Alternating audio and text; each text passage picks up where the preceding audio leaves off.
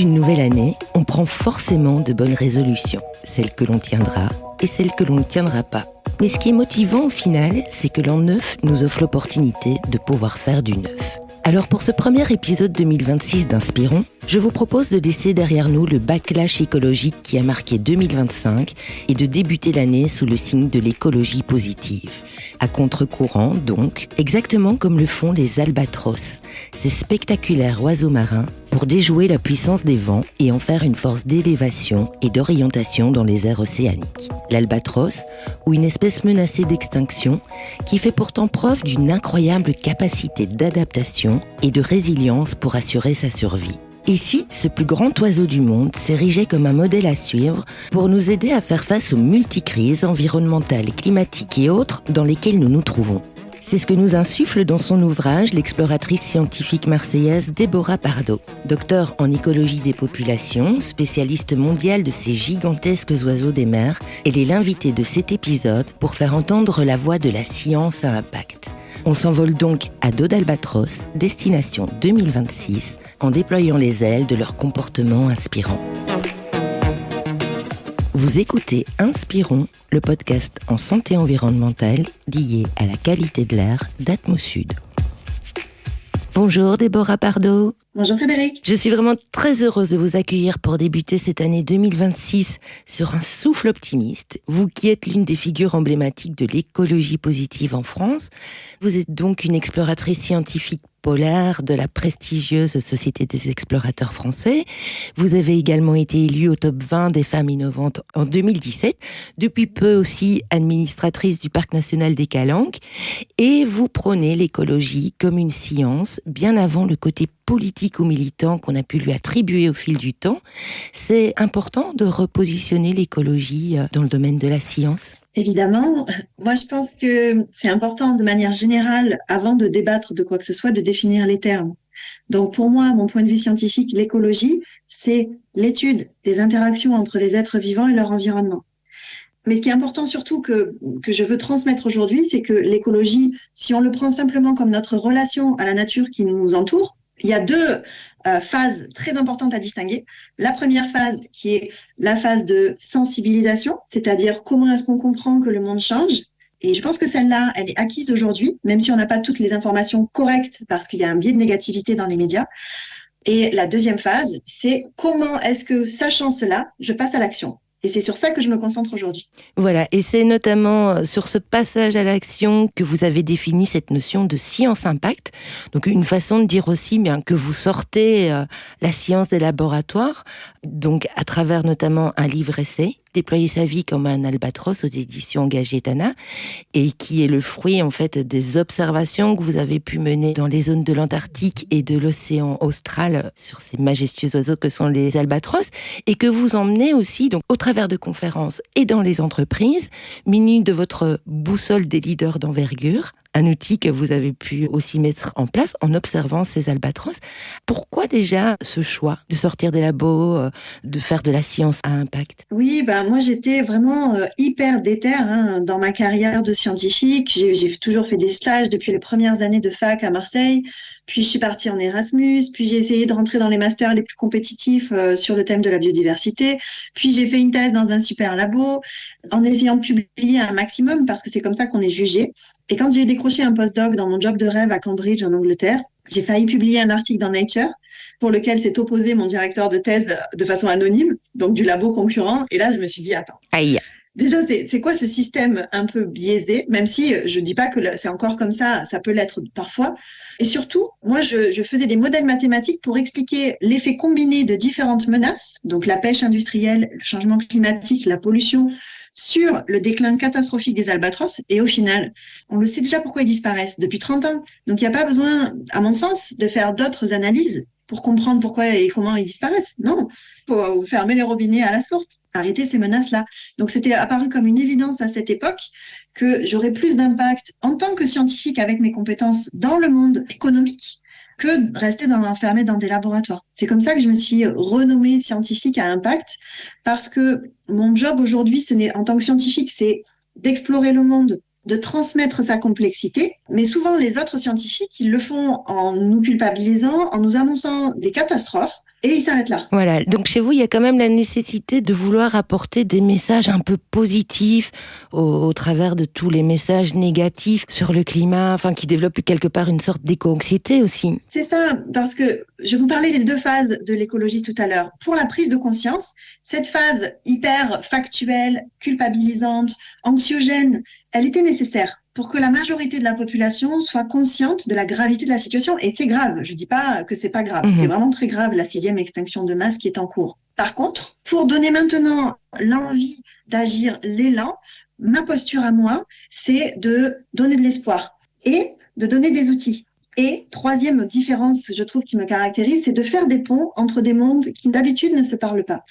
Donc, dans ces outils, vous l'avez dit tout à l'heure, il y a la fameuse boussole des leaders d'envergure qui est pour moi l'outil ultime avec 20 blocages et 20 solutions qui sont la chose qu'il faut qu'on apporte aux gens pour qu'ils se rendent compte qu'en réalité, tout est là. C'est juste l'envie qui va faire la différence. La volonté de s'en saisir aussi. En fait, à travers votre ouvrage et même au travers de cette boussole des leaders d'envergure, vous dressez vraiment des parallélismes entre l'espèce albatros et l'espèce humaine. Et surtout, vous soulignez que certains de leurs comportements peuvent vraiment être des modèles d'adaptation et de résilience à suivre dans cette grande parenthèse qui s'est ouverte, qui est celle de la transition écologique et énergétique. C'est quoi, en fait, ces capacités d'adaptation et de résilience que vous avez pu observer? Au départ, dans ma carrière scientifique, j'étais spécialiste des albatros et on riait en disant mais c'est quoi ce métier? Et puis après, quand j'ai transitionné, que je suis devenue moi-même chef d'entreprise en créant le mouvement Earthship Sisters, qui est aujourd'hui fermé, et en devenant conférencière dans les entreprises, dans les collectivités, auprès des leaders, des décisionnaires aujourd'hui, ils m'ont dit mais attends, dis-nous en plus sur les albatros. Et petit à petit, je me suis rendu compte qu'ils avaient envie de savoir et qu'à travers le regard des albatros, je pouvais un peu décentrer le sujet et permettre d'inspirer beaucoup plus fortement, de créer plein d'émotions qui permettent d'ancrer les messages et de donner envie d'agir. Donc, déjà, je voulais vous donner quelques informations sur ces oiseaux. Allez, on y va. C'est les plus grands oiseaux du monde. Ils font 3,70 m d'envergure. Quand j'étends mes bras, je fais 1,60 m, c'est plus du double de ça. Ouais, c'est impressionnant. Ils peuvent vivre jusqu'à 75 ans. Donc, en fait, ils ont une démographie très proche de la nôtre, avec une première reproduction autour de 15 ans, un poussin tous les 2 ans, une fidélité à leur lieu de naissance et à leur partenaire à vie, plus une partage des tâches à 50%. Donc, on pourrait dire vraiment, c'est comme les couples monogames qu'on essaye plus ou moins de tenir toute notre vie. Et puis ensuite, ce qui m'avait frappé, c'est que les poètes qui sont descendus dans ces zones-là, au sud, tout autour de l'Antarctique, là où il y a les 22 espèces d'albatros qui vivent, plus ou moins, ils ont laissé des poèmes qui montrent à quel point ces oiseaux les ont passionnés, les ont fascinés. Et le dernier point, c'est qu'au niveau scientifique, c'est à la fois l'espèce sauvage la mieux étudiée au monde, pour l'albatros à sourcil nord, par exemple, ou le grand albatros, et la famille d'oiseaux la plus en danger d'extinction au monde. Donc, il y a plein de parallèles à faire. C'est vrai qu'aujourd'hui, dans cette grande famille d'albatros, en fait, il y a 22 espèces et que, grosso modo, il y en aurait 18 sur les 22 qui sont en menace d'extinction. Exactement. Et c'est là que c'est intéressant, c'est que la 6e crise d'extinction de la biodiversité qui est en cours, elle est beaucoup plus rapide que les 5 précédentes. La précédente qui a fait disparaître les dinosaures. Elle serait 100 fois plus rapide. Ce qui veut dire que les espèces qui vivent longtemps vont avoir une capacité d'adaptation plus faible, comme les albatros et comme nous. Mais en quoi justement c'est des modèles d'adaptation et de résilience? Alors justement, parce que là où eux, ils sont adaptés à vivre dans les plus grandes tempêtes du monde, nous, métaphoriquement, on subit plein de tempêtes aujourd'hui. Tempêtes géopolitiques, économiques, sanitaires, écologiques. Et je trouve qu'on a à apprendre de leur grâce. Parce que eux, quand ils volent dans les tempêtes, déjà pour se jeter dans le vide au départ, quand ils ont que quelques mois, ils ont beaucoup de courage et ils font confiance à leur envergure. Donc moi, j'incite aujourd'hui les gens à déployer pleinement leur talent pour avoir confiance en cette envergure. Ensuite, les albatros, ils ont un système de blocage des ailes en vol. Ils ne consomment aucune énergie quand ils volent. Et donc, ils doivent être pleinement alignés pour être efficaces. Un autre indicateur, c'est quand les albatros, parce qu'ils sont pleinement alignés, ils vont voler à contre-vent. À contre-courant. Alors que ça peut être des vents qui sont très très forts. À contre-courant, et ça leur permet de prendre de la hauteur sans effort dans les tempêtes. Et c'est là-haut qu'ils vont utiliser à la fois leur sens, mais aussi leur intuition pour choisir le bon cap, le cap qui est juste. On va peut-être revenir sur le b.a.-ba. C'est quoi aujourd'hui qui menace ces animaux, ces oiseaux majestueux d'extinction? C'est là que c'est un modèle extraordinaire aussi. Donc, vous connaissez sûrement le rapport du GIEC, que j'évoquais implicitement tout à l'heure. Il existe la même chose pour la biodiversité, qui est pour moi la menace de base, celle qui est encore plus importante que les travaux du GIEC. Et pour ça, il y a les travaux de l'IPBES. Qui est le GIEC de la biodiversité. Exactement, le consortium scientifique biodiversité et services écosystémiques. Donc eux, ils ont recensé 5 causes d'extinction de la biodiversité aujourd'hui qui génèrent cette 6e crise d'extinction de masse dont je parlais. La pollution. Et la pollution aujourd'hui, vous avez peut-être vu ces images d'albatros qui sont remplies de plastique avec les poussins qui meurent étouffés sur les nids.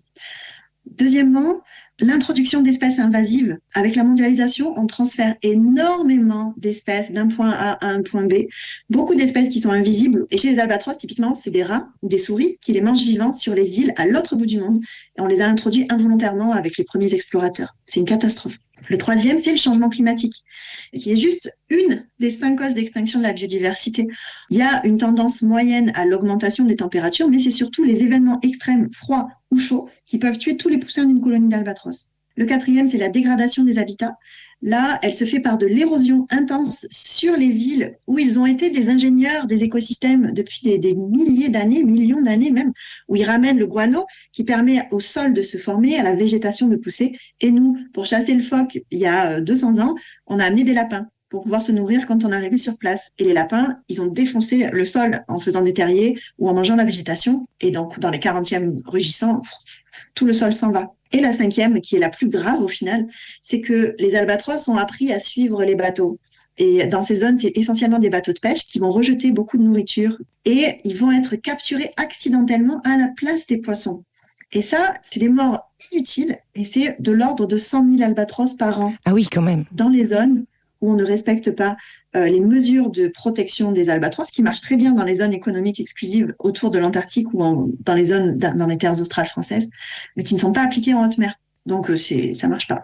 Vous avez cité en premier lieu la cause de la pollution et bien sûr il y a la pollution de l'air qui en fait partie via la circulation atmosphérique et océanique, puisque via les dépôts atmosphériques on a des retombées de polluants dans l'eau de mer, oxyde d'azote, dioxyde de soufre, métaux lourds, particules fines, polluants organiques persistants tels que les pesticides, que tous ces polluants contaminent le plancton qui remonte dans la chaîne alimentaire, qui contamine donc les poissons dont se nourrissent les oiseaux marins, mais aussi les organismes humains qu'on est, et qu'on sait que les activités qui polluent l'air dans les mers et les océans, c'est le transport maritime qui recourt aux énergies fossiles et qui participe au réchauffement des océans, qui modifie les courants océaniques, les zones de nourrissage, ce qui peut impacter bien sûr la reproduction de ces oiseaux et nuire à la survie des poussins, tout en créant aussi un stress écologique qui est bien réel.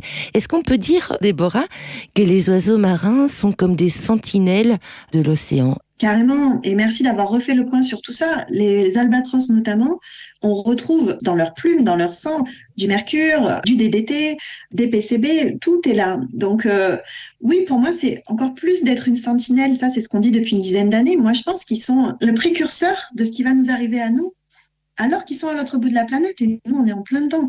Il y a tout un tas de réflexions poétiques qu'on peut faire qui enrichissent l'information scientifique autour de ça. Et en même temps, ce que je veux vous donner comme message d'espoir, c'est que les albatros, ça fait des millions d'années qu'ils existent. Et bien qu'ils paraissent très vulnérables et qu'ils soient la famille d'oiseaux la plus en danger aujourd'hui, ils ont des comportements qui émergent qu'on n'avait pas vu venir. Comme par exemple des reproductions beaucoup plus tôt, des reproductions qui se font de façon annuelle, des migrations qui se font alors qu'ils étaient fidèles à leur site et finalement ils vont s'installer à un autre endroit. Une sélection naturelle qui a été faite au final dans la pêche. La plupart des individus qui ont été tués seraient les individus qui étaient le plus à risque d'être tués. Et aujourd'hui, les individus restants s'approcheraient moins des bateaux. Donc on a tout un tas d'indicateurs assez difficiles à sentir qui nous laissent penser qu'il y a des mécanismes d'adaptation insoupçonnés face à ça. Et je pense que nous aussi, on en a. Mais on ne peut pas baser tous ces espoirs sur la technologie. On ne peut pas baser tous ces espoirs sur l'éducation. Il faut qu'on fasse une multitude de pistes. Et c'est justement ça que j'explore sur la boussole. On a 4 grands points cardinaux avec 20 caps à explorer et chacun les explore à sa façon pour trouver ceux qui lui correspondent le plus, vu l'urgence. En tant que scientifique, vous nous dites que les solutions existent, non seulement pour sauvegarder l'espèce et répondre aux enjeux de transition. Ce serait quoi, Déborah Pardo, ces solutions ? Alors, je me suis un peu creusé la tête depuis 10 ans, en étant scientifique au départ, mais en devenant aussi experte en leadership de la transition depuis, auprès de beaucoup, beaucoup, beaucoup de chefs d'entreprise. Et je me rends compte que tout est là. C'est justement ça que j'ai mis dans la boussole. Je vous donne quelques exemples. Un des blocages qu'il y a sur la boussole, c'est notre négativité. Elle est accentuée par le modèle économique du média qui veut du clic et donc qui fait peur. Et en même temps, si on prend le contraire, on se dit, mais attends, au final, c'est notre cerveau qui accentue la négativité pour notre survie en monde naturel. Mais sachant cela, on peut se baser plutôt sur la factfulness, c'est-à-dire le fait de se sentir mieux en ayant les faits réels de l'état du monde. Et grâce à Internet, tout est là. Deuxième exemple, je fais souvent un quiz dans mes conférences où je pose 5 questions et les gens croient qu'ils font tout juste. Et en fait, ils font tout faux. J'ai assisté à une conférence où effectivement, et moi je suis tombée dans le panneau. Est-ce que vous pouvez nous donner un exemple de ces questions qui étaient dans les quiz ? Bien sûr, sur ces 100 dernières années, comment a évolué le nombre de décès humains par catastrophe naturelle ? Est-ce que ça a doublé ? Est-ce que c'est stable ou est-ce que ça a diminué de moitié ? Tout le monde répond ça a doublé. Et la bonne réponse, c'est que ça a diminué de moitié. Et là, ça me permet d'introduire le biais de négativité dont je viens de vous parler, mais aussi un autre biais encore plus important, l'ultra-crépidarianisme. Qui est le fait qu'on croit qu'on sait alors qu'on ne sait pas. Et ça, c'est quelque chose de très important à débloquer pour pouvoir apporter les connaissances correctes en tant que scientifique. Je peux donner encore des exemples ? Oui, bien sûr, encore un, allez, juste pour le plaisir. Aujourd'hui, moi, je trouve qu'on souffre d'une sorte d'éco-ignorance. Autre blocage, 3e des 20 blocages que je présente. Alors qu'en réalité, cette éco-ignorance, c'est une éco-indifférence. Donc, on se fout un peu de ce qu'il y a autour de nous. C'est-à-dire qu'aujourd'hui, vous pouvez faire le test. Vous demandez aux enfants qu'est-ce que c'est cette plante. Ils savent pas. Et ça, c'est quelque chose à corriger. Parce que la nature, c'est ce qui nous permet de vivre. Un autre biais, c'est la grande difficulté de se projeter dans un avenir qui n'est pas catastrophique. Si vous réfléchissez à la plupart des récits futuristes qui nous entourent, la science-fiction, les films, les livres ou même les discours, il n'y a pas grand-chose qui donne envie de construire le futur. Alors qu'en réalité, c'est tout le mouvement des nouveaux récits portés par Cyril Dion, Marion Cotillard, la CEC. La Convention des entreprises pour le climat. Comment est-ce qu'on fait pour imaginer l'avenir de façon positive ? Parce que si on se rend compte qu'on est acteur de celui-là, on aura envie de le faire. Et en plus, ça rend heureux. On se rend compte qu'une des causes sources de notre bonheur, c'est de contribuer à un monde meilleur. Alors, qu'est-ce qu'on attend ? Tout est là. En plus, ça nous fait du bien. Ça recrée du lien entre les gens et ça résout les problèmes qui sont à la base de tout ce qu'on a aujourd'hui. Donc, il n'y a aucune raison de s'en priver. Et la force du mental, en fait, c'est vrai, c'est de checker ce biais mental, de passer des discours catastrophiques à des choses plus positives. J'ai adoré cette citation de Baudelaire que vous avez souvent mise en avant sur les albatros. Et je vous propose qu'on termine cet épisode sur cette belle citation. Dans le poème, l'albatros de Baudelaire, il termine son couplet par « Ses ailes de géant l'empêchent de marcher ». Et moi, je crois sincèrement que nos cerveaux de géants nous empêchent de changer, alors qu'on a tout à fait la plasticité pour le faire. Donc à nous de prendre cette décision, de changer, comme les albatros. Et ça pourrait être une bonne résolution pour cette année 2026 qui débute.